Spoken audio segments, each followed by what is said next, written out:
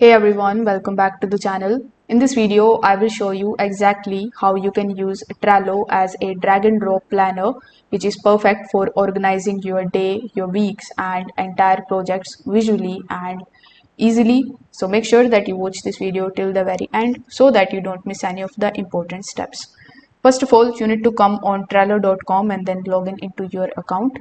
Once this step is done, you will see this create option here in the top right hand corner of the screen.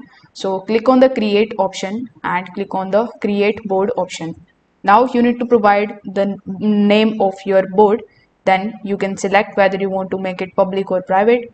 Once done, simply click on the create option and this will be your board that should look something like this. So you can use this absolutely for free.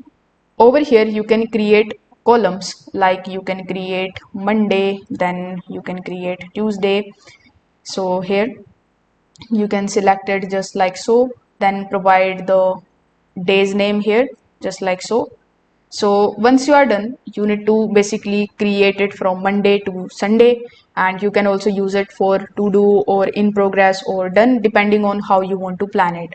Now you need to click on this plus icon in order to add a card, and you can write down your to-dos, like on Monday you can select it like recording a video, or you can also click on the add card option and select the option of clients meeting.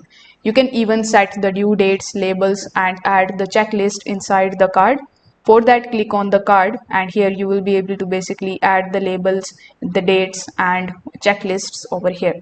Now the fun part here is that you can just drag and drop the card between the days or the columns to actually reschedule or track your progress.